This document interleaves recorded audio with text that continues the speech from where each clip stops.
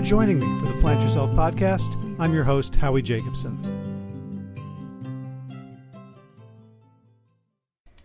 Today's show is all about the science and practice of forgiveness. And I gotta say, forgiveness has been a hard thing for me because I've always in my mind, even though, I know it can set me free, it's like the spiritually right thing to do, it's always felt a little bit like, I have to minimize what happened. I have to pretend it didn't hurt. I have to pretend the person didn't mean it. And that's always been a stumbling block. But today's guest, Nathaniel Wade, has done such a great job of demystifying both the concept of forgiveness and actually the process. So that the first thing we do is acknowledge that harm was done, acknowledge that someone did something wrong. And that in and of itself has allowed me to look at forgiveness and think about extending it in a whole new way. Speaking of forgiveness, you're going to have to forgive my audio quality during this conversation. There was something wrong with my mic, and I switched to a much less good mic. And luckily, it's Dr. Wade who says most of the really important and interesting things, so it shouldn't be that bad. So enjoy without further ado. Dr. Nathaniel Wade, welcome to the Plant Yourself podcast. Thanks so much. It's great to be here.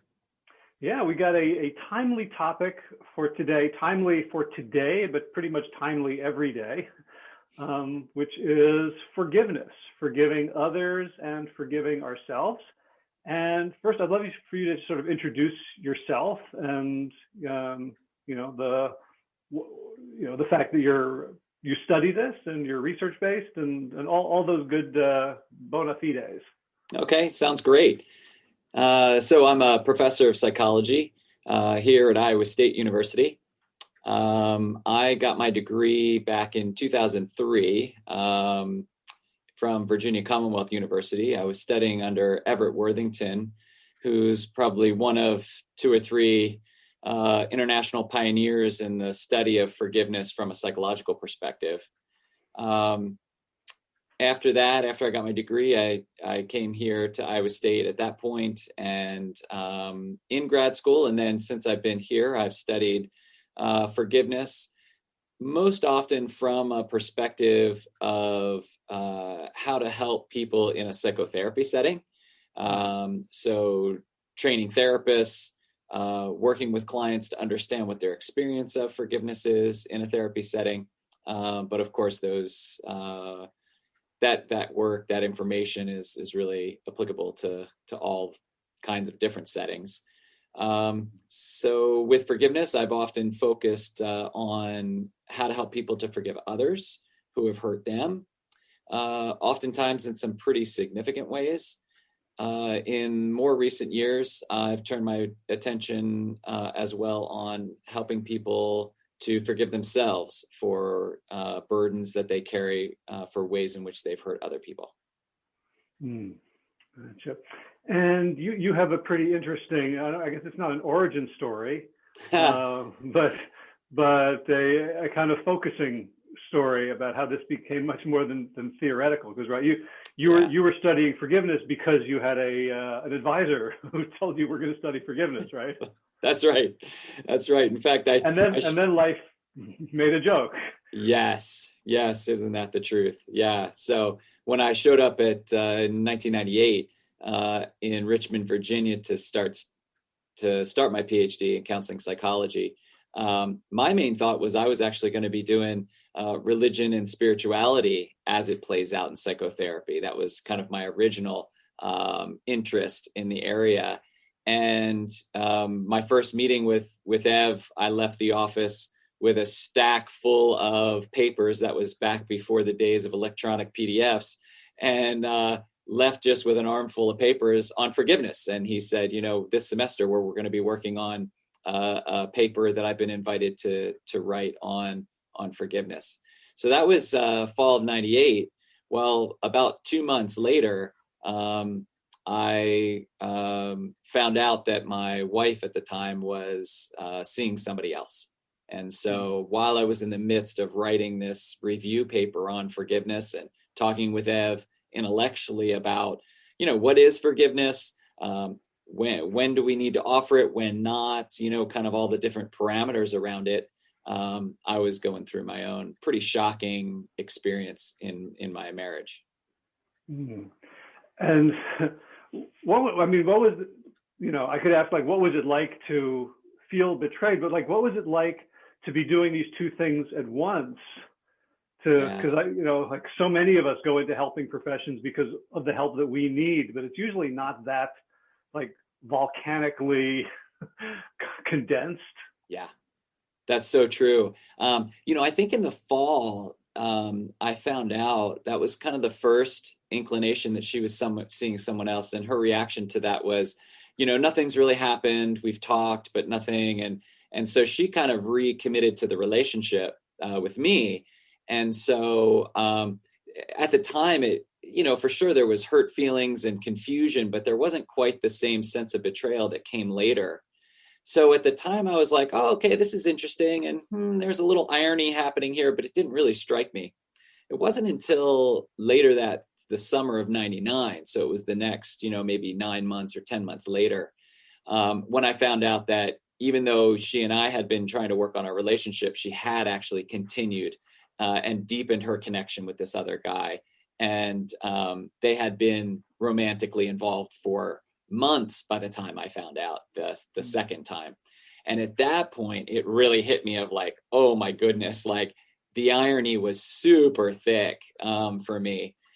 And then it probably wasn't again, fast forward another maybe 6 months till it really like hit for me in terms of like the help that the work I was doing gave me personally. And one of the things that really helped so much was an understanding of the difference between forgiveness and reconciliation. So this was one of the pieces in that opening article that I worked on with Ev that we made a big deal about, was forgiveness is not the same thing as reconciling with someone. And so we really tried to say, well, if it's not, then what is forgiveness? And we talked about it as being an internal process that happened whereby someone changes from the bitterness, the anger, the vengefulness, and moves more toward a place of maybe neutrality or even care, support, and love for the person again. And so as I thought about that in my own life, I was stuck with this situation of like, when I found out the second time in the summertime, we split. I was, I needed space at that point. And so we were separated, but we hadn't made any decision about the divorce. And so I, in that process, really, came to realize here's kind of where the rubber meets the road with this forgiveness and reconciliation stuff, because I knew I wanted to, at some point, move on from it. The anger and the vengefulness, I didn't want to carry that with me. I didn't want that to infect future relationships that I might have. I wanted to kind of, find peace from that. But I didn't know whether I wanted to be in a relationship with her going forward. Mm-hmm. And so being able to understand that forgiveness was an internal process for me, but reconciliation was more of the trust building and the rebuilding of the relationship. I was able to kind of take those two processes and separate them and say, okay, let me just work on the forgiveness for now. Let me see what I want to do about that. And then we'll move toward the idea of reconciliation or not. And it was another year. I'm not sure about the timeline, but it might have been about another year or so until we actually moved ahead with the divorce. And I made the decision of, you know what, I don't want to reconcile with her in the sense of getting back together. We were able to go to the divorce and it was amicable enough. And, there wasn't, which I felt fortunate about. But I did certainly work on forgiving. And at this point can say I've forgiven her for that, for those experiences. I have a lot more empathy. I have a lot more understanding for perhaps what happened for her. And I've been able to kind of move beyond it. Right. That brings up so many questions for me. I guess the thing I want to sort of highlight in terms of my understanding of the difference between forgiveness and reconciliation, at least functionally, is that I don't need anything from her in order to forgive, right? There's no dependence. There's no, it's like no necessary steps or anything that she has to take, like that kind of idea. Yeah, I'm not vulnerable to like I have total control over whether I forgive. I have no control over whether there's a reconciliation. Right. Yep. That's, and that's one of the things that we found to be really important from our perspective. Now, I should say for your listeners that not everybody in the academic world agrees with us on our definition of forgiveness. Some folks who are looking at forgiveness from a different perspective or who are looking in a different context than us might include more of that reconciliation element in their forgiveness. For us, though, it became really important because of that reason you're talking about. Here, we're licensed psychologists, we're studying psychotherapy. So our perspective is what happens when we have a client in front of us who says, I've been dealing with this pain that this person has done to me. You can think of the quintessential kind of example in psychotherapy of a person who as a child maybe was abused in some way by a parent who is unrepentant, who denies it, well, shouldn't there be some pathway forward for that person? Again, if they want to forgive. I'd never be in a situation with a client where I'd tell them that they should forgive or they have to forgive. It's not about morality for us in psychotherapy. It's really about health. So is this what you want? Is this something that you'd like to consider? Does this help you to live a healthier life? And if so, then as psychologists, we want to be able to help you to move toward that. And so, as you said, in those situations, we think, yeah, you can move towards forgiveness. You might not be able to reconcile with that person. That person might remain toxic to you. And so we might say, let's move toward forgiveness, but let's keep a strong boundary with that person and not move toward kind of a reconciliation in that sense. Right. Well, when child abuse, like the central essence of that is a power imbalance. Yeah. An extreme, a total power imbalance. And that's so right. To say forgiveness must include reconciliation is giving power to the abuser. Right. Exactly. That's exactly right. Yeah. And which is so important for folks in that situation, whether it's an abuse situation or whether there's other kinds of hurts, it's being able to bring back some sense of control to the person that was victimized or hurt by the other person. Right. And I'm thinking about a quote. I can't remember where it's from, and I may mess it up a little bit, but sort of like, my boundary is the distance at which I can love both you and me simultaneously. That's great. I like that one a lot. Yeah. And I think that fits with what we're talking about here. Absolutely. Yeah. So one thing that I think comes up a lot in sort of couples counseling around the various issues that people face is like assume positive intent, right? Like when you're in the thing, like they said that thing, well, yeah, they're just a bitch or they're an asshole, but like, no, let's like, what are they trying to achieve? And we want to, be generous in our assumptions. And I'm wondering, as you were going through your process of forgiving your ex-wife, or your wife at that point, to your future ex-wife, was it important to attribute positive intent to her, or can you forgive even saying, you know what, she really was doing this to be selfish, hurtful, greedy, immature, whatever, as opposed to like really getting it like, well, there were her needs that weren't being met, and like. Yeah, right, exactly. Yeah, I think so. What we know from the research that we've done and others have done is that certainly if you are able to build some sort of empathy for the person who hurt you, then you're much more likely to forgive. So we do know that.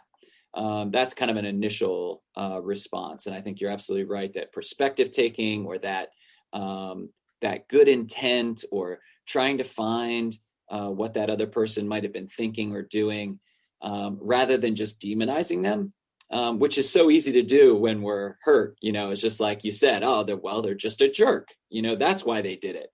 Or they wanted to hurt me. And so, in fact, in some of the interventions that we do for folks, in some of the research that I've done, I've tested interventions to help people to forgive. And one of the interventions we use is related to this idea, exactly, is stepping back and trying to think about the offender's situation, like what was happening. Again, we make this distinction between, kind of condoning the action and forgiveness. So forgiving someone is not condoning it. It's not saying that what they did is right.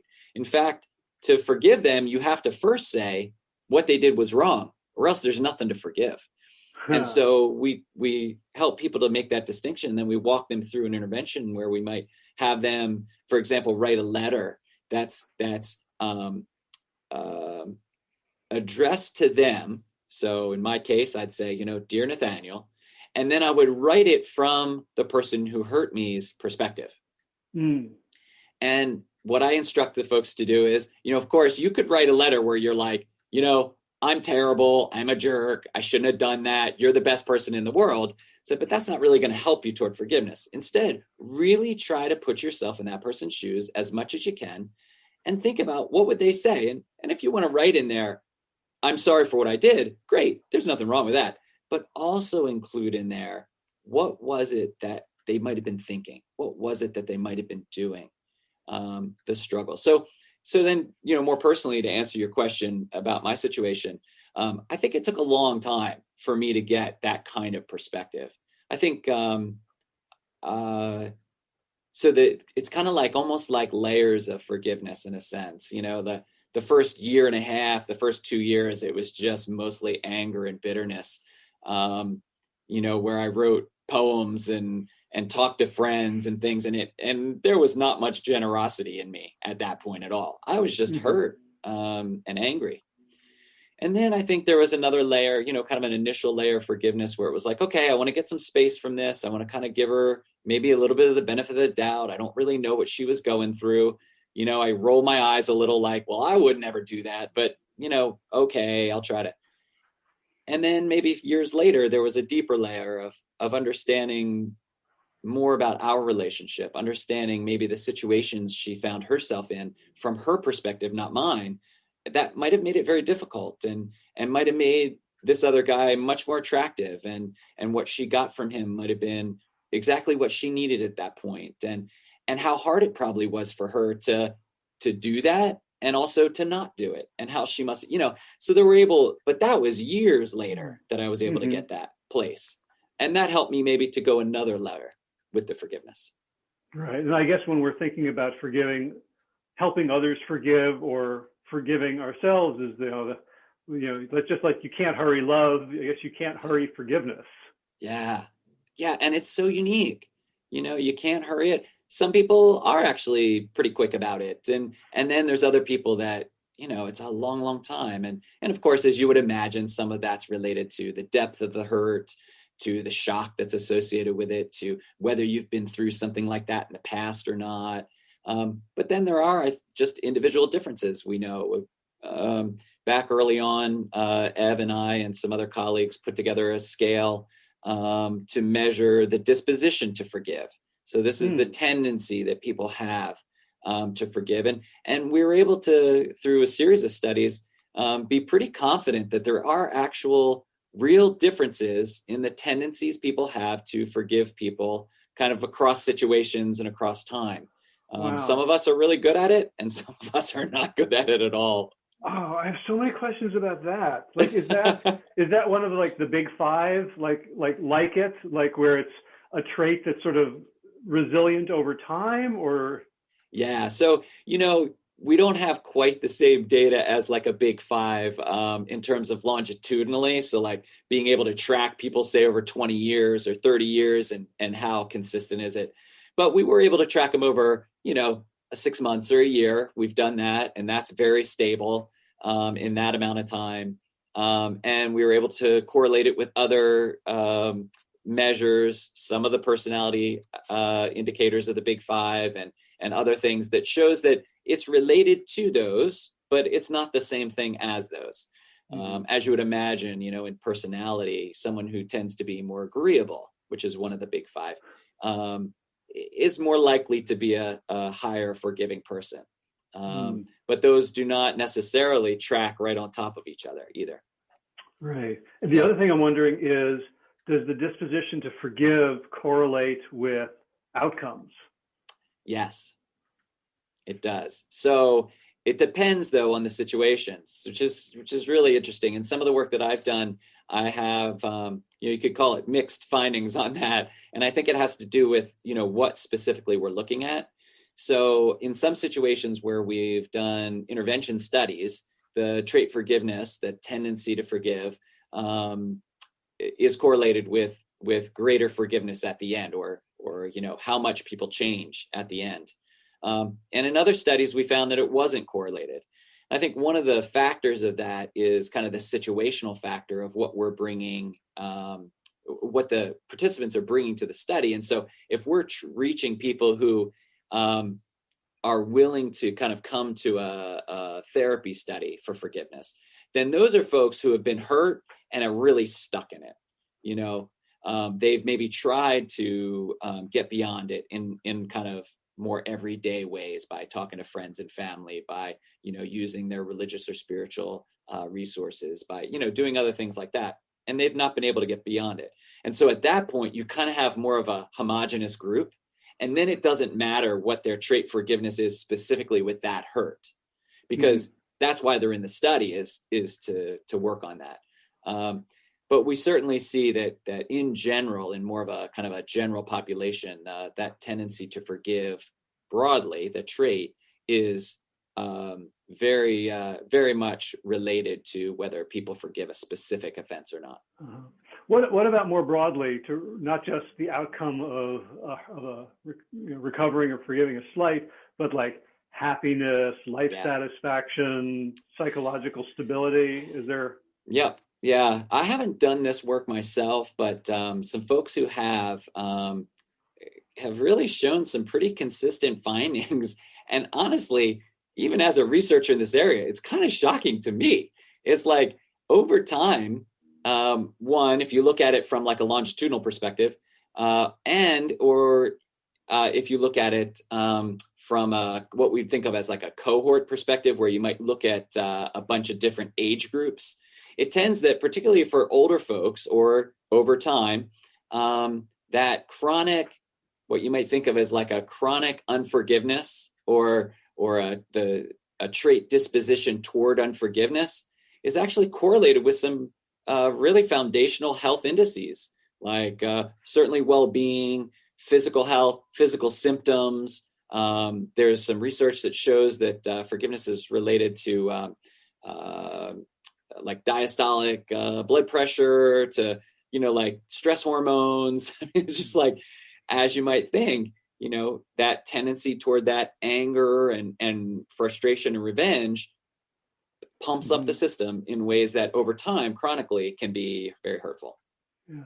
So if forgiveness is sort of moving to neutral, caring, supporting, loving, can we talk about what not forgiveness is in a functional sense? Like, is it sort of a compulsive loop? Like, when you talk about it, like raising diastolic or whatever, like, do we know?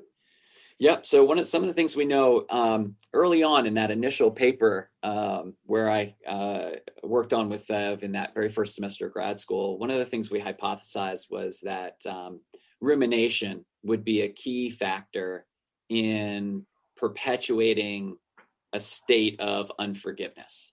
So again, not the trait or disposition, but just when you've been hurt specifically, that for people who continue to stay in an unforgiving kind of state about that, we thought that we hypothesized that it would be rumination that would keep that going. And rumination is just briefly is that process of kind of cognitively replaying events over and over again, kind of that cow chewing its cud over and over and over again.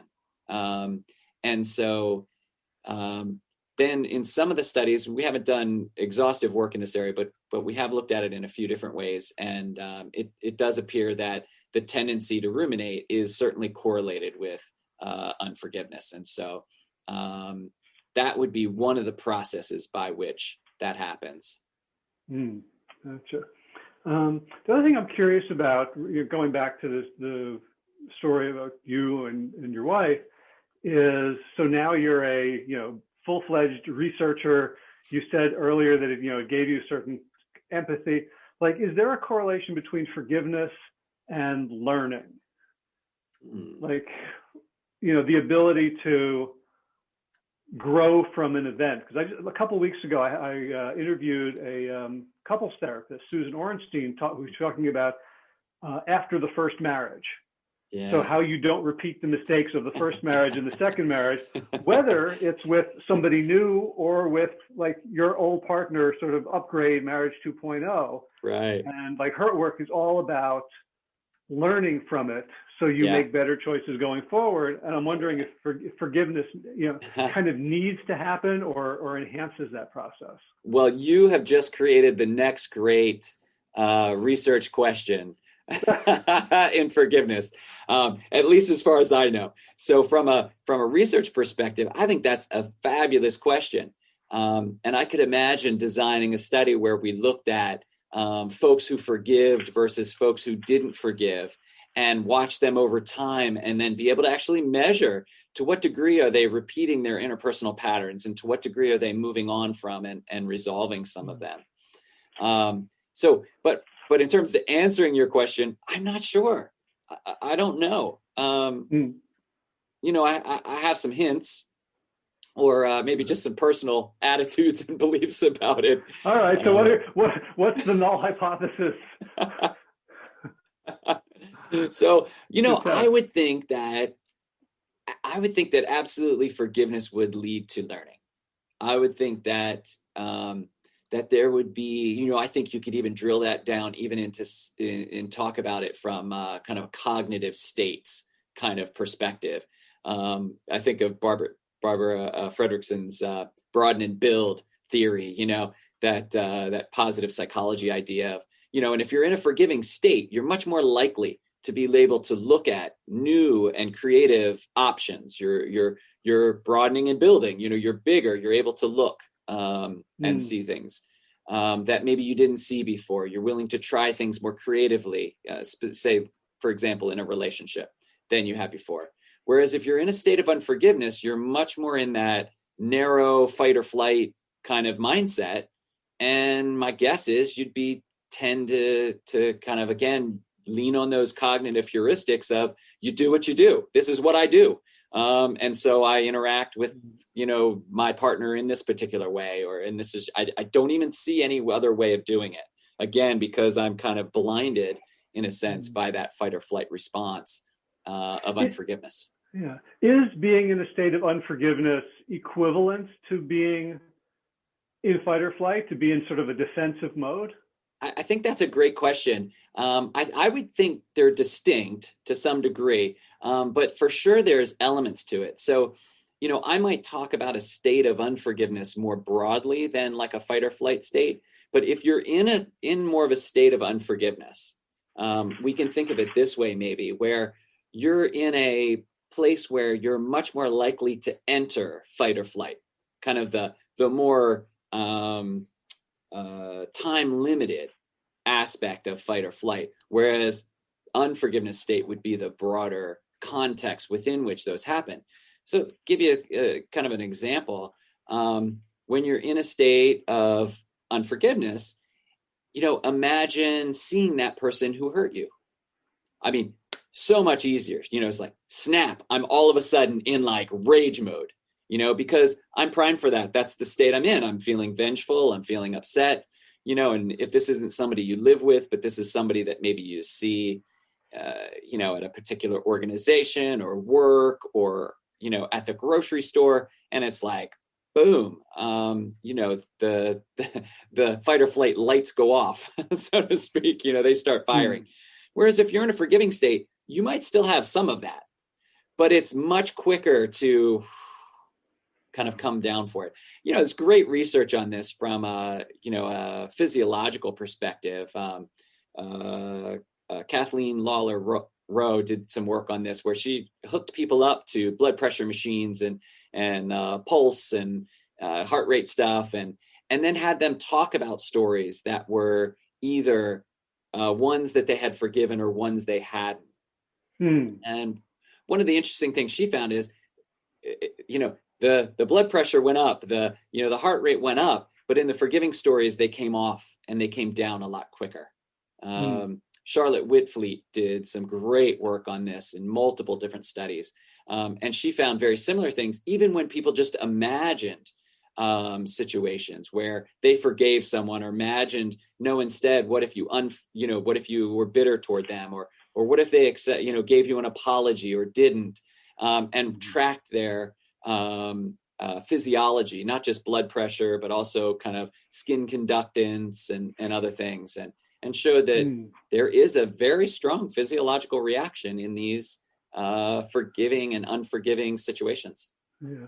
I wonder if it works in the other direction as well. So, I'm thinking about sort of forgiveness or non-forgiveness, and very simplistically as like cortisol or oxytocin. Yeah. Like, can you give people, experiences that's more likely to elicit oxytocin, like show them a moving video, and then see if they are more amenable to forgiveness. Yeah, you could definitely do that. I'm not aware of any studies that have done something like that, although, certainly it may be out there. But I think you're almost talking about like a priming effect, where you kind of prime people one way or another. And then how do they maybe think about or talk about these hurtful experiences as a result of that? That's very possible. We know that having people write about stories in particular ways can have an effect on how they recall it. And so, and part of our forgiveness and unforgiveness is, we could bring in, I'm not a memory expert by any stretch, but we could bring in a little bit of understanding that way too, is, we are creating our memory, we're creating our story, and we're recreating our story. And so if I had spent the last, 15 to 20 years of my life spinning the story and recreating the story of the affair and how unfair it was for her to do this and how hurtful it was, where would I be now, 20 years later, versus telling the story where I was hurt and then I moved to forgiveness? And after about 5 years, I felt like I was in a place where I was pretty forgiving and had moved on. And, I like to think I'm in a much healthier place now than I would have been had I been telling myself and kind of generating those kind of hormones that you talk about and things like that.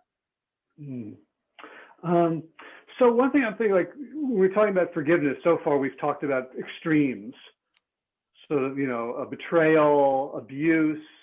Right. There's also people who piss me off like all the time in little ways. Right. And I'm wondering, is like forgiveness useful as just sort of like hygiene, like brushing my teeth? Like, somebody said something or somebody didn't, return my call, like those little things that I feel like I'm too mature to get bothered by, but I'm bothered by. I love your honesty. Aren't we all? Oh my goodness. The thought about like, forgiveness as a kind of good hygiene, good mental hygiene, I think is an interesting one for sure.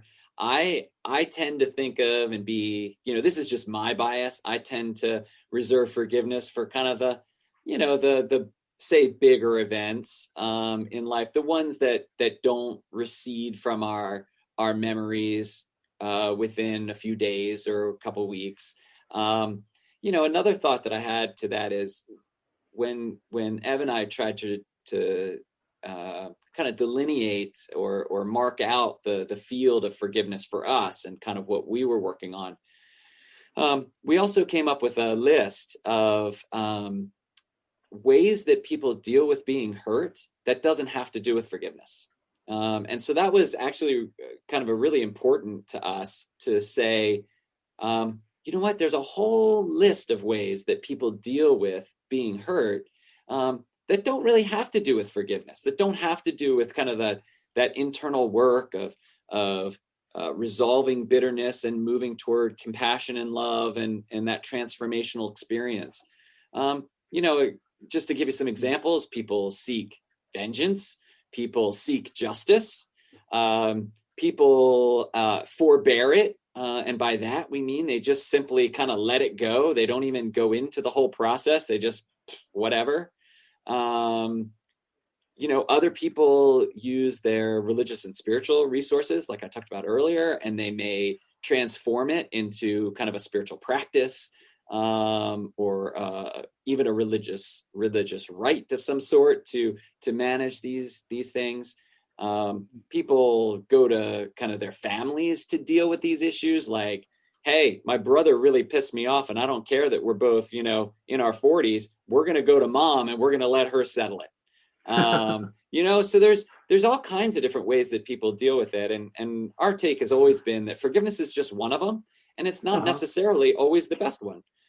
People have to make those distinctions. But for people who are looking to forgive, we wanted to create a knowledge base by which they could do that. Right. But when I'm reflecting on that list that you just mentioned, it feels like forgiveness is different from the others in the opportunity that it provides.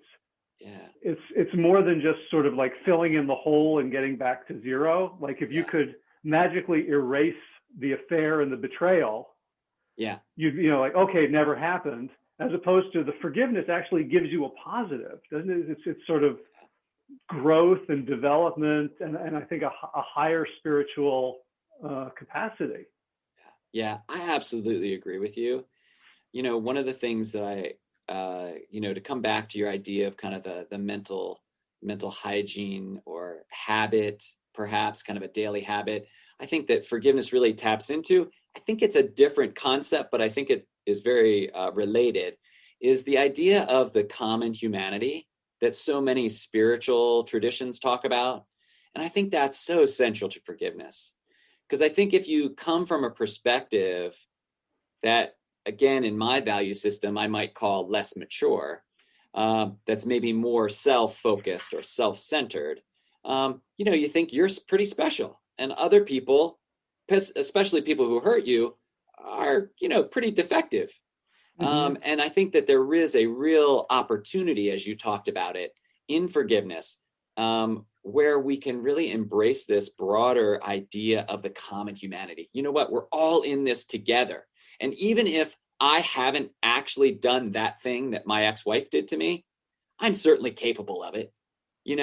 I've got that in me. And I've hurt people in very kind of to the degree as well as she did to me. So I'm not special in that sense. It's not that she's so terrible and evil and I'm so good and wonderful. Instead, we're all trying to figure this out. And I think there is to me, that's a real important spiritual principle of that common humanity. Yeah, I guess it reminds me of sort of the Buddha story, like the world is going to break us, right? That none of us is going to get through this world without being hurt tremendously, and none of us is going to get through this world without hurting other people tremendously. Like I saw a meme a while back. It said, like, remember that there's a bunch of people in therapy because of you. That's great. Absolutely. I mean, what a good perspective, isn't it? It's corrective to our own egotism. Yeah. Right. And so one thing that I do want to get into kind of the steps, like in the article that I found that introduced me to you, there was like, here's a plan. Yeah. And I, you see these in like, popular magazines, but the fact that it was a plan and that it was research-based really attracted me. And one of the things that you already said was like, the first step is not pretending that nothing happened, that nothing was wrong. Right. But you can't, if there's no point in forgiving if you don't first say they did something wrong. And I think like that's the hang up that so many people that I was like, it just, that cleaved away all the cobwebs for me. Yeah. Like, oh, forgiving them means I condone it, or that it wasn't such a bad thing, or it wasn't serious, or I should have gotten over it. Right. And it's just the opposite. I feel like that insight in and of itself is so empowering. Yeah, absolutely. That's so well said too. Forgiveness is not for the faint of heart. Forgiveness is not for the person, like you said, who, well, I should have gotten it over by now, and now there's something wrong with me because I didn't, and I have to, I didn't forgive or whatever. No. And this in the program, or the steps that you're talking about that I outlined in that article, were originally developed by Ev Worthington, and then I've gone on and done several research studies on them, mostly in a group format whereby I bring groups of 6 to 8 people together with a facilitator and go through these steps and then test the effectiveness of them. And that first step, so his is really easy to remember because it's reach forgiveness. That's the model. So it's REACH. And those are his 5 broad steps. And the first one, R of reach, is recall the hurt. And that's it. We spend significant time with folks, just helping them to share what happened to them. And so when we do groups, that's really therapeutic. Not only do you get to share it with a facilitator who's trained to help you, but you share it with other people in your group who, come alongside and care for you and hear you and validate your story. And that in itself can be a big step toward healing for folks, but it's absolutely the foundation. Yeah. And I imagine that's also really important for rapport and rapport. Yeah. Because like we want to say, okay, you've been ruminating over this your whole life, drop it already. Right. Right. Would you just get over it already? Yeah. To give the person space to kind of lay it out, and you're there with them. That probably in a therapeutic relationship, in a counseling relationship, that probably serves a higher purpose of creating the therapeutic bond. Yeah, absolutely. When I was early on in grad school, Ev wouldn't let me, but I thought we could do a 3-word intervention, get over it and test it. But he wouldn't let me implement it. I don't know why. No, you're right. Stop it. Right. Stop it. 2 words. Oh, see, you're good at this. Yeah, it does. It helps to build that trust that I'm not here as a facilitator to, again, beat you over the brow with what you should do and what you didn't do, or the ways in which you've been inadequate. Not at all. It's all about the foundation of the intervention is all about validating, like, yeah, this is horrible. Like, this is terrible. This should not have happened to you.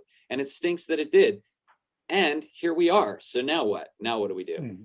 Mm-hmm. So, right. And I guess also if you don't allow them to recall it in all its color and intensity, then they're forgiving something lesser. They're not, it's like, you're doing surgery, but you're not getting all of the tumor. That's right. Yeah, that's also a good way of understanding what's happening in that first step. Okay, great. So we got the R. Okay, so E would be empathy. And that is what we talked about just a little bit ago, really trying to help people to develop empathy for the person that hurt them.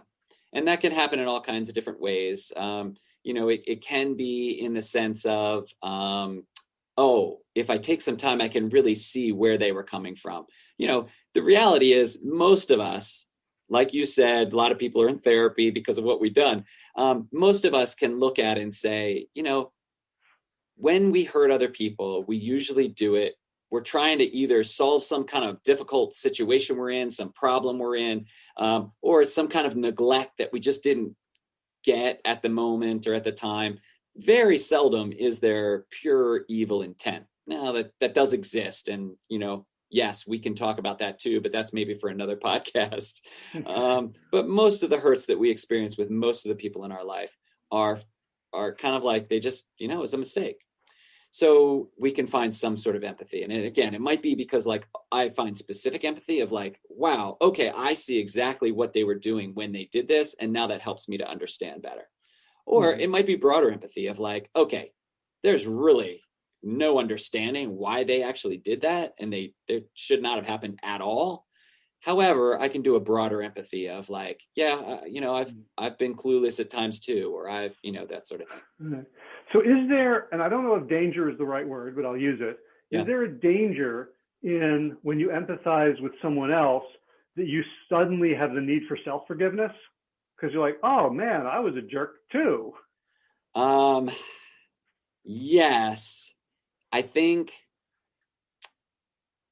So a need for self-forgiveness, I will give you. Yes, absolutely. Mm-hmm. I think most folks don't go to self-forgiveness right away. My experience has been is most people are pretty critical of themselves, and don't often let themselves off the hook either.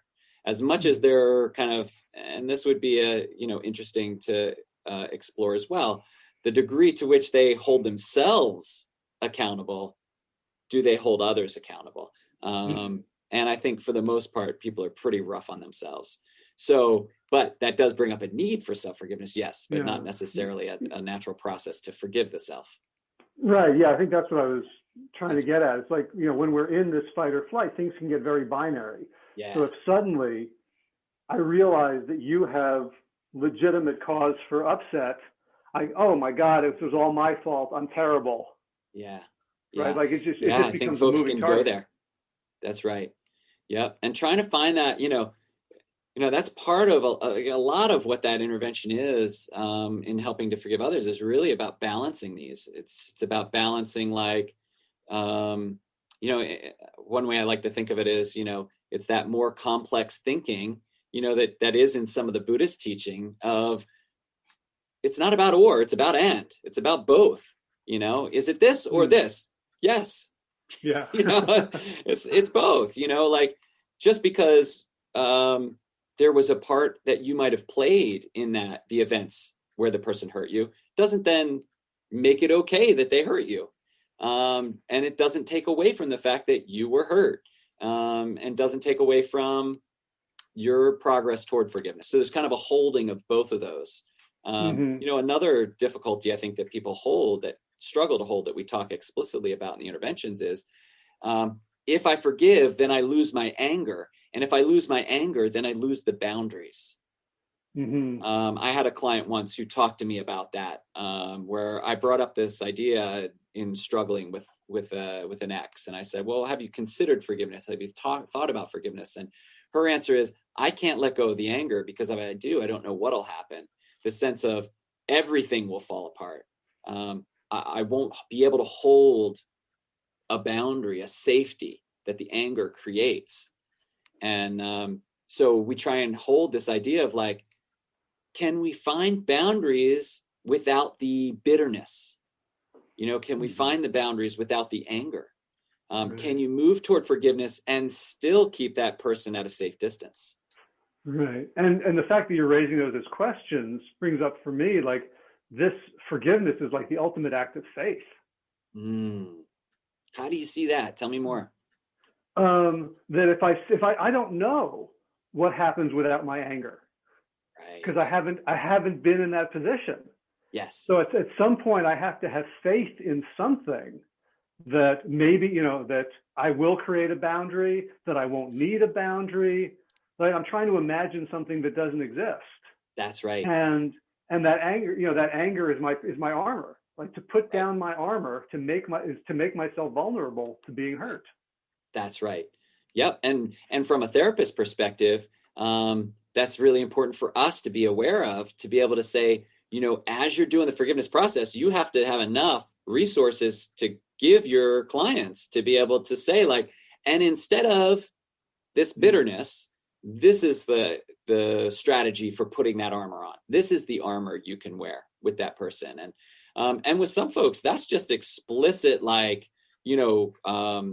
work with them on, here's role plays that we can do when this person comes to you and says, hey, I'm around, I'd like to come over tonight. What do you say? Like, no. And just because I forgave you for that time you cheated on me doesn't mean that now I say yes. Like, screw you. Like, no. But it doesn't become about what happened 5 years ago. It becomes about what's happening right now. And I can be in the present. I don't have to live in the past, but I can also keep myself safe from you, because I don't trust that you're just coming, that you're going to be committed to me right now. Right. Yeah. So another thing about empathy that I worry about for myself is this, like, it's complicated, but the difference between, like, an explanation and a rationalization. Yeah. And here's what I'm thinking. I'm a progressive politically. Okay. We have just today inaugurated a new president. Over the past 70 million people voted for someone whom I see as completely odious, hateful against everything I am for. And at some point, there's part of me that says, like, I want to understand people who voted for this man. Yeah. So that I can be in relation, so that we can heal. And at the same time, there's part of me that says, I can't, you are dead to me. You voted for him. There's no explanation that would possibly be okay. Right. And I struggle with that. Right. Oh, so you and almost everybody else in this country. I mean, this is such a real issue that we've been dealing with it probably on and off as long as the U.S. has been the U.S. But for sure, it's been really bad in the last 4 years. But even before that, we were polarizing more and more.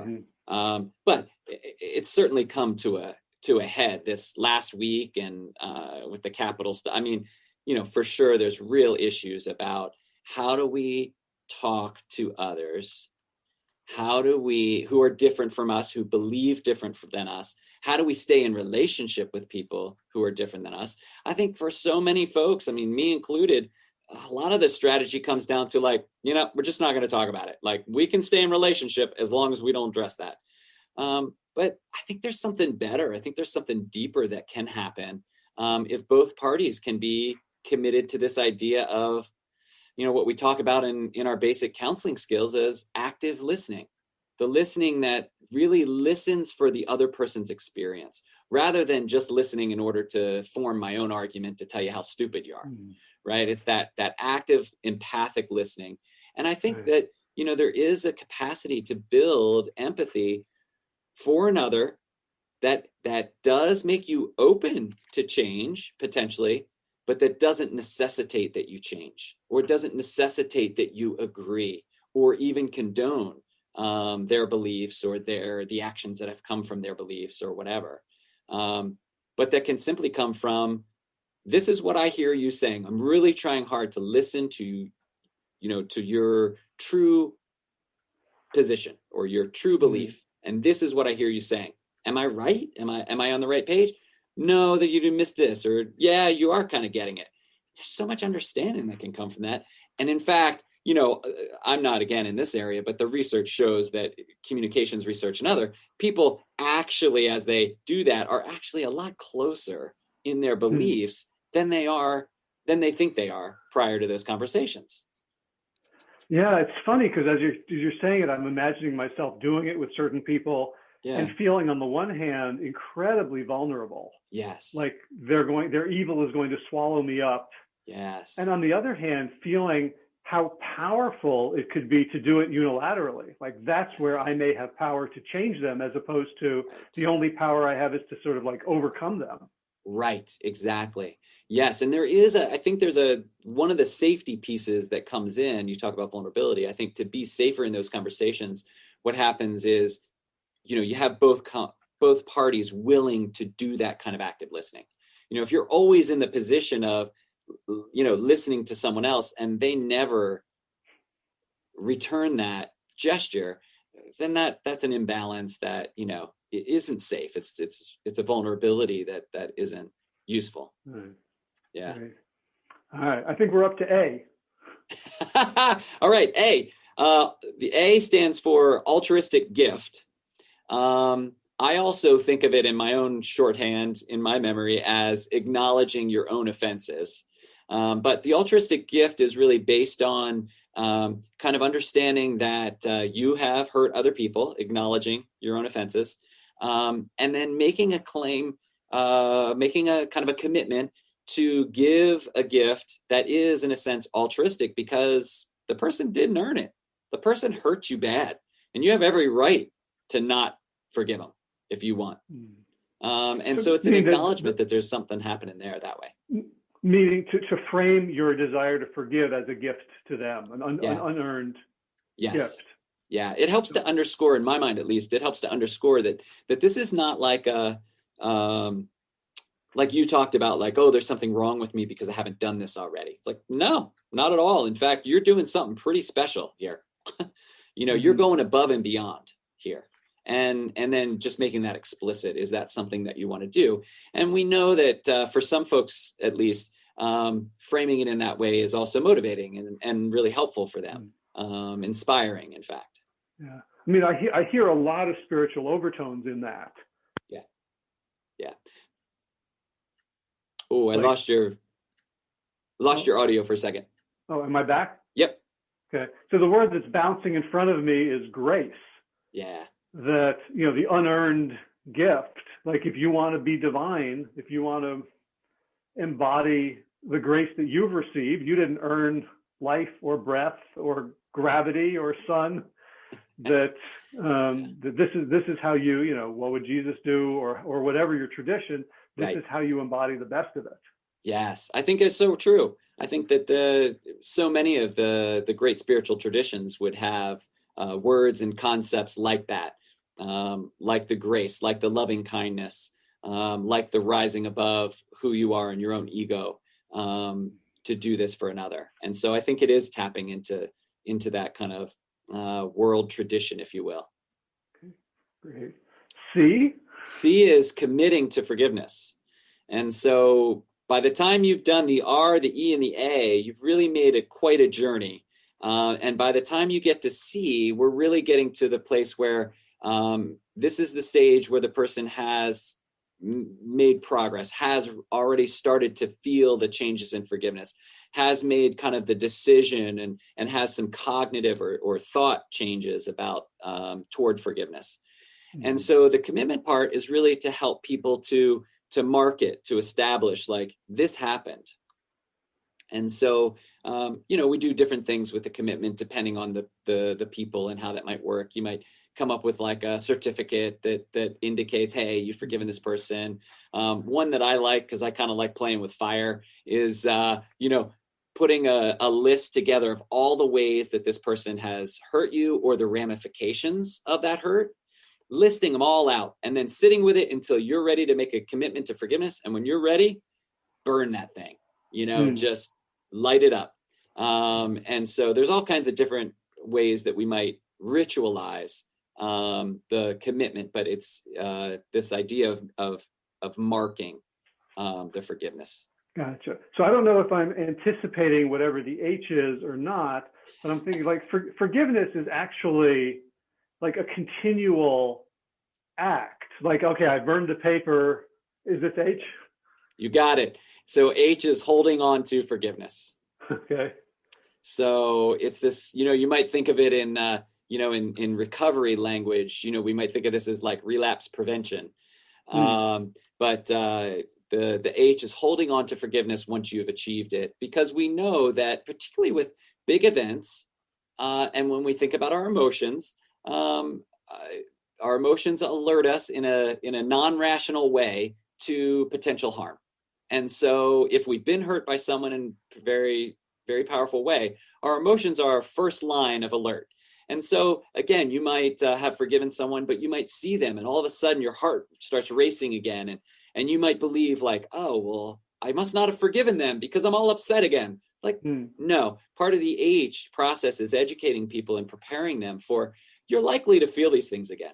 Maybe when you see them, maybe when someone else hurts you in the same way, maybe when you're reading a novel and the character is like the person who hurt you. I mean, there's all kinds of ways that we can get triggered, and we can have these emotional reactions. And again, it doesn't mean we haven't forgiven. And that's when the rituals can be really helpful to look back on, to remember that time I wrote out that list and had a good time burning it. Or when I can pull out the certificate, or maybe I've told a friend about this and I go back to them and I can you remind me what I said last year about that person? I did forgive them, right? Yeah. These are all kinds of different ways that we hold on to forgiveness. Gotcha. So we've already said that forgiveness can take years, and you've outlined a process. What I'm curious about is can this process? How long does this process take to kind of jumpstart the forgiveness? And I'm thinking about a conversation I had a while back with Gregory Walton, who does wise interventions, like an hour that can sort of iteratively change everything. Is Reach one of those? Or can it be? I think it's a good way of thinking of it. Our programs, we've done them in my own lab. I've done them as short as 4 hours. In other labs, they've even tried like 1 hour forgiveness interventions. And what we've found is there's a pretty strong correlation between the amount of time intervening and the effectiveness of the intervention. So you get about a tenth of a standard deviation of change per hour of intervening. And so, what we find is, in terms of like, if you're thinking about like a kind of a brief therapy or a brief intervention, if you can do an 8-hour or 10-hour intervention. So one of the things that we've kind of settled on is more like a 8 weeks, hour and a half each week, particularly if you're in a group setting. And so you get kind of 10, 12 hours of time thinking about, talking about, working on this. You can make a huge change in people's lives. We've seen real significant improvements for folks. Again, the timing is important. So the interventions that we do, you have to remember, are in the situation where people have already struggled with forgiveness. Ours is not kind of like a crisis intervention, if you will. We're not coming in right away when someone's been hurt. We're down the road. This is after people have been hurt, people have been struggling with it, people have tried to forgive in multiple ways and haven't been able to. And then in that context, our interventions tend to be very helpful. And so closer to a hurt, I think people need time. I think people need time to be angry. I think people need time to find ways to set boundaries in new ways, like we talked about, prior to doing that forgiveness work. And you mentioned at the start that one of the things you work with is like helping clinical professionals work with their clients. Have you teased out the difference in effectiveness between the group and just doing this process with people on their own? Because my blink would be, there's something really powerful about normalizing it in a group. Yeah. And that whoever's your story you're hearing, you go, oh gosh, if they can do it, like that was worse than mine. Yeah, totally. Totally happens. This is one of the probably top 3 projects on our list next to do would be to actually randomly assign folks to either a group intervention or an individual intervention and test it that way. I haven't seen any projects that have been done on that specifically. But in terms of comparing studies that are individual versus group, like in a meta-analysis where you put together several different studies, we've done that work. And we've shown that the individual versus group, for the most part, there's no difference in them, that they're both effective. I think practically what's happening is you're tapping into, when you do the therapies well, either individual or group, you're tapping into different processes. So the processes that you're highlighting about group and the ones that I love about group are just that. It's validation, it's inspiration, it's support, it's all the energy you get from the other people who are also going through it. But in individual, you get specialized attention. And that specialized attention can mean other benefits that you get from your relationship with your therapist, from their insight with you, with their attention to you, your own time reflecting. There's things that benefit the individual. And so I think what ends up happening is there's kind of a wash in terms of the outcome itself. But if we could do big enough studies where we actually are able to look at what individual factors might moderate those. So, for example, somebody who really needs that validation, who's never really been in groups before, I'm going to bet they're going to do better in group than people who don't. I'd be interested in personality factors related to how open people are to talking in a group versus not, how much fear, social anxiety they have versus not. Like I would imagine they would do better in individual than group. So there's all these other factors that you just unexplored yet. Well, you need a really big research budget. I know. Are you ready to help me? I got all kinds of ideas. I'm just putting it out there. I love it. Got a lot of work to do. So last thing I want to talk about is the self-forgiveness piece, great. Which seems like it's the same and different. Yeah, it is. It has some real, I think, very interesting differences. There's some strong commonalities, as you note. The program that we've worked on and tested, I did with a graduate student of mine who's now a professor, Marilyn Cornish. She, for her dissertation, created a 4-step program for self-forgiveness that then we tested and in some follow-up work. These are the 4 R's of self-forgiveness is what we call it. And so those are responsibility, remorse, restoration, and renewal. And so the idea here is with self-forgiveness is that's unique from forgiving others is how do you account for the kind of true self-forgiveness versus just letting yourself off the hook. And that's the thing that comes up an awful lot when you talk about self-forgiveness is, and in fact, there's theologians and philosophers who have even argued there is really no true self-forgiveness, that the only way you can be forgiven is to be forgiven by the person who hurt you. And we would disagree with that, but we disagree only with the caveat that people have to pay attention to the responsibility piece. That this is not about letting yourself off the hook. I mean, if you want to let yourself off the hook, that's fine. That's a different issue, but that's not what we're helping you to do in our therapy program. So we're really going to take time in that first step, responsibility, to play out how much responsibility do you have in this? And that's that's another continuum issue. We've got people on both sides. We have folks who defend themselves from kind of the vulnerability by saying like, well, it wasn't that bad. They might minimize it. They might kind of want to let themselves off the hook. And we try to bring them back and help them explore what was your responsibility. And then, of course, we have plenty of people who are on the other end who take way too much responsibility for the hurt. So one person from this study comes to mind who was in our study because she was super upset with herself for some ways that she had communicated with her father. And she thought that she had been pretty judgmental and pretty hurtful and had said and written some things to him that she wasn't proud of and very upset by. Well, in the course of the study or in the course of the treatment, what came out shortly after that was that actually her father had been pretty abusive of her most of her life. And so here she was taking kind of this responsibility for this letter, let's say, when really it was in this context, this much broader context of abuse and hurt. And so we helped her to see like, yeah, okay, maybe you could have been a little softer and a little less judgmental in your letter, but let's talk about the context. Remorse is helping people to come to grips with the emotional aspect of it, the guilt they feel, the shame that they feel. We make a strong distinction between guilt and shame with them. Guilt being the feeling that I did something wrong. Shame being I am wrong or there's something wrong with me. And helping people to move out of those shame spirals.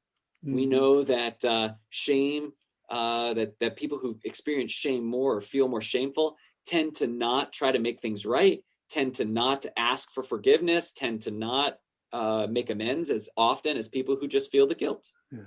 Well, I guess when you feel the shame, there's nothing, you're bad. There's nothing to do about it. Right. That's right. And it hurts so bad that to try and manage that with another person is it's overwhelming. That's right. So we try to do work around that for folks in the remorse stage. With restoration, it's about coming back to your values. It's about trying to understand what you did to the other person. It's trying to make that right. So if you, we talk about making amends here in this process, that part of achieving self-forgiveness is going back and trying to make things right if possible, or if not with the person that you hurt, maybe in some other way, by passing on the amends to another group or to another person.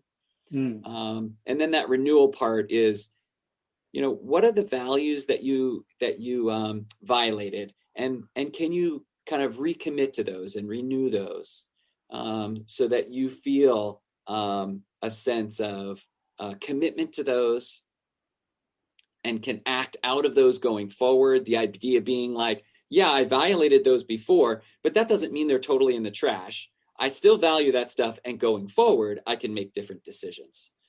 So kind of learning from that process to act in a new way. And we've seen that this program, the results of her initial study on this were really impressive in terms of reducing self-condemnation, increasing self-forgiveness, even reducing psychological symptoms. I mean, folks were, again, this is one of those things that I often say when I talk about forgiveness in my research is, I'm a forgiveness researcher and I've been doing this for over 20 years and I'm still shocked at how effective these things are. I mean, people will send in emails or call us or write in afterward and many times people will say like, this changed my life. I think of one woman who it had been years since her affair with her husband. She had an affair. Her husband and she separated. And in her self-condemnation, in her shame, not only was she not really effective in terms of moving on in her own romantic relationships, but she was finding that she wasn't really attentive to her kids at all. So her role as a mother was suffering because of this, because she felt like, who am I? I don't deserve to treat them. I can't engage in them. I can't discipline them. Look what I've done. I'm terrible. And through this process, she was able to then talk about moving on from that and then renewing those relationships with her kids and being able to really be the mother to them that she wanted to be. That's life-changing, if anything is. So really powerful stuff. Yeah. So most of the people that I work with need have the opportunity to forgive themselves, but not for things they've done to other people necessarily, but to how they've treated themselves. Yeah. Things like I've eaten poorly my whole life. I'm not exercising. I'm not taking care of myself. Now I'm sick and I feel so much guilt and shame. Yeah. Does this process work in that domain as well? I have every reason to think that it would. We haven't tested that in that specific way. In fact, we did limit our study to situations for people who hurt other folks. So that was actually one of the kind of explicit things that we were studying. But my guess is that it should absolutely work in many situations. I think there is an extra complication that comes in that some researchers have theorized about and talked about. If you're forgiving yourself, what does that mean if you've hurt yourself? So there's some nuances there that kind of have to get played out. Who's the victim? Who's the offender? It gets kind of complicated, but many people, just like you're saying, do think in those terms of like, I hate myself for what I've done to myself. I can't forgive myself for what I did to myself, So I think that there's a lot yet to be done in that particular area. And I would bet that much, if not all of our program would be very applicable to that, to help people to walk through the taking some responsibility, but also developing empathy for why they did what they did, developing remorse, working toward restoration, a renewed sense of values. And I think that could potentially make a difference, but I don't have any data to stand on with that one. Right. Yeah, I'm thinking about it in terms of like Hal Hirschfield's research on future self, that the person who was harmed was present self, and the person who did the harming was past self. Yeah, I love it. Yep, I think you could absolutely build an effective intervention around something like that. Yeah, I love that I don't do this work, so I can just have ideas and they don't. That's great. I love it. I have no responsibility for raising them. Right. That's right. Exactly. I'm like a deadbeat dad. I just, hey. No way, man. There's some much better analogies out there. You're like the spark plug. You're like the, Right. I guess I need to do some self-forgiveness around that. There you go. Yeah. There you go. So what's the top of your research agenda right now? What's the burning question you're working on? Oh, such a great question. I think for me, a general burning question is, how does this work in the real world? So for me, because I'm so interested in psychotherapy research, my quote, real world is the psychotherapy room, the group room, where the intervention, where therapy is happening. So far in my career, I've done a lot with kind of what happens when you specifically recruit folks for a forgiveness study. You bring them in, you give them a contained forgiveness study, and then you see what happens. And like I've told you today, it's really effective, like surprisingly so. It really helps people. But my next kind of question that I've been moving into, and in fact, we had a study set to go in COVID derailed it last spring, is about what happens in like ongoing psychotherapy. So this is not for someone who comes to a therapist specifically to receive a forgiveness program, but for somebody who comes because they're depressed, or for example, that mother who was in our forgiveness study. What if she had just gone to a therapist and talked about, I'm such a bad mom, and I can't relate to my kids, and here's why, and I'm stuck, and I don't have a fulfilling relationship with them. How might we then, in those settings, kind of, in a sense, insert a forgiveness, maybe a forgiveness module or program in the overall therapy that the person's receiving? How do we do that? And if we do, is it effective? So I'm leading a therapy group right now, and my group members were kind enough to let me try this out with them.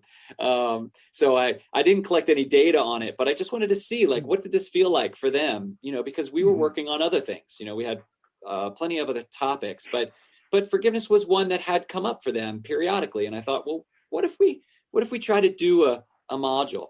And my reaction to that kind of initial foray is good and bad news. The good news is it was really helpful in a lot of ways. Like, people were exploring at a deeper level, people were engaging in a deeper way with some of these hurts, and there was some definite healing that happened.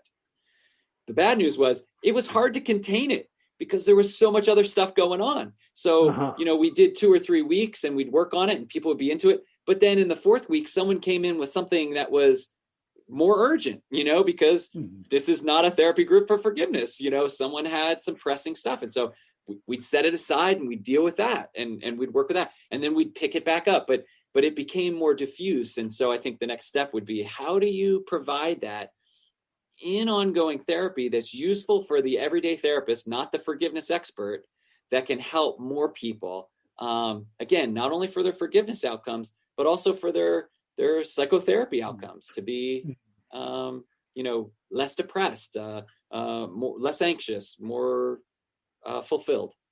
And extending into real world, are there any plans to train like non-therapists? Like, I could see myself really benefiting from learning this methodology and then leading my health groups and oh, here, let's, we need to do 4 weeks on forgiveness because I'm sure there's some stuff going to come up, or understanding that, forgiveness here is a red flag issue and I have some tools. Yes. Sounds great. You want to get a training put together? Let's do it. I'm always open to those sort of things. I don't have any specific plans in terms of doing that. But all right. If we come, you will build it. What? Yeah, exactly. It's like, yeah. So, and I think it's an excellent direction to go. And some folks have done that. I think again of Ev's work, Ev Worthington, he did some work on some Christian college campuses where he went in and trained RAs, resident assistants in the dorms. And then they would work with the people on their floor in kind of what he talked about as being a campus blitz about forgiveness. And so they took, like, I think it was a week or maybe 2 week period on campus, and they did all kinds of things, training the RAs. They did table tents about forgiveness. They did talks on forgiveness, to see if the community was talking about forgiveness and focused on it, what changes they might have there. So absolutely, this stuff is applicable to all kinds of different settings and situations. Gotcha. All right, one last question. And often I just ask people this in general, like, what music are you listening to that you really are enjoying that other people haven't maybe heard of? But I want to ask you specifically, are there any songs or groups or genres or bands that specifically relate to this work, like just sort of meaningful around forgiveness that you found opens people up or has opened you up? Oh, such a good question, and I'm not going to give you a great answer on it. This is I should have prepared you for this one. That would have been great. No, I honestly, I'm not the most sophisticated guy musically. I've got my strengths, and music's not one of them. What do you listening to?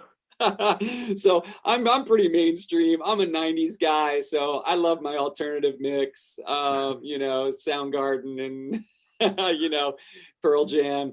My kids have got me into Taylor Swift, so I like her, and I'll do all kinds of different things, but I tend to be pretty mainstream on it, and whatever the people around me are what kind of listening to is what I listen to. Yeah, I think there's a lot of forgiveness in '90s indie stuff.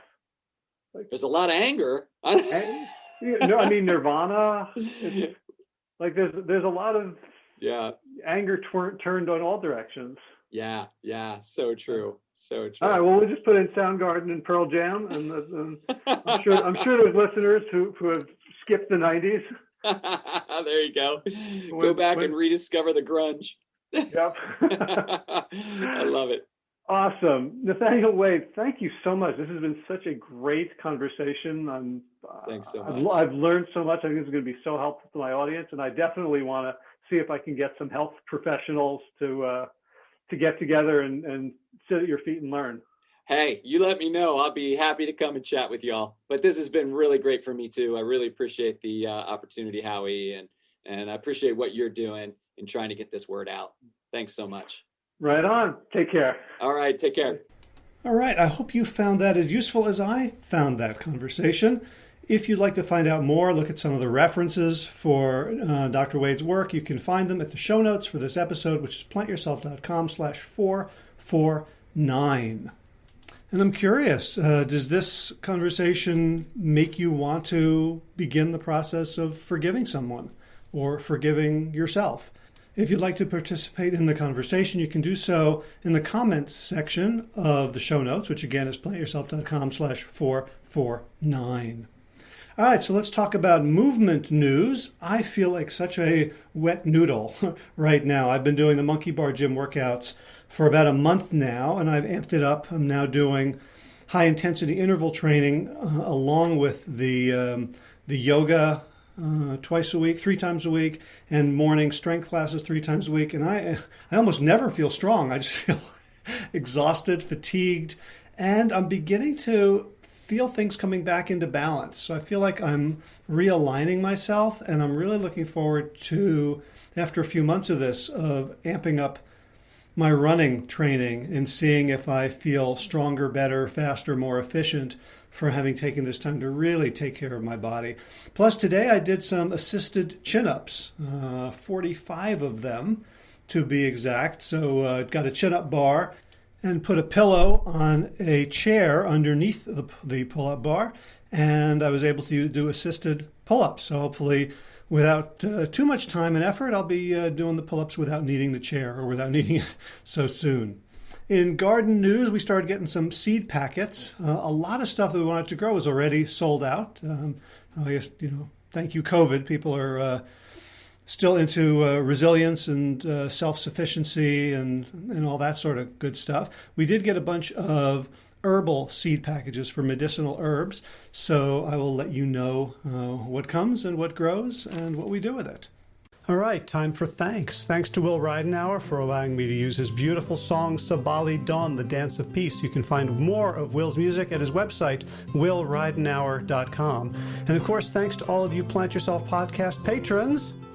Kim Harrison, Lynn McClellan, Brittany Porter, Dominic Maurer, Barbara Whitney, Tammy Black, Amy Good, Amanda Hatherley, Mary Jane Wheeler, Ellen Kennelly, Melissa Cobb, Rachel Behrens, Tina Scharf, Tina Ahern, Jen Filkanovsky, David Bizek, The Mysterious Michelle X, Elsbeth Feldman, Leah Stoller, Alan Christensen, Colleen Peck, Michelle Landry, Josina, Sarah Durkis, Kelly Cameron, Janet Selby, Claire Adams, Tom Franzek, Jeanette Bennett, Gila Cert, David Donahue, Blair Cyber, Dorona Vizov, Gio and Carolyn Argentati, Jody Friesner, Misha Rosen, Michael Warbeck, Aviva Lael, Alicia Lemus, Val Linneman, Nick Harper, Bandana Chawley, Molly Levine, The Inscrutable Harry R., Susan Laverty, The Panda Vegan, Craig Kovic, Adam Scharf, Karen Burry, Heather Morgan, Nigel Davies, Marion Blum, Teresa Copel, Julian Watkins, Breed O'Connell, Sharon Hirschman, Linda Ayad, Holm Hedegaard, Isa Tuzinwa, Connie Hainline, Aaron Greer, Alicia Davis, Heather O'Connor, Carolyn Jensen, Sherry Olakoski of Plant Powered for Health, Karen Smith, Scott Marani, Karen and Joe Crabtree, Kirby Burton, Teresa Carell, Kevin McCauley, Elizabeth Rothschild, Ann Jesse, Cheryl Dwyer, Jenny Hazelton, Peter W. Evans,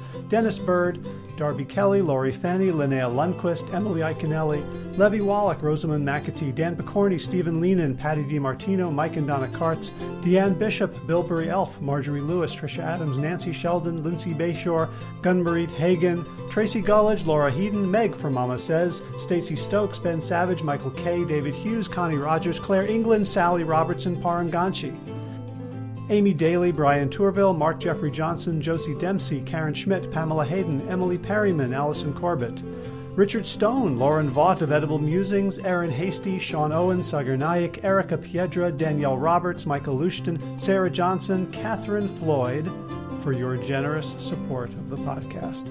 That's it for now. As always, be well, my friends.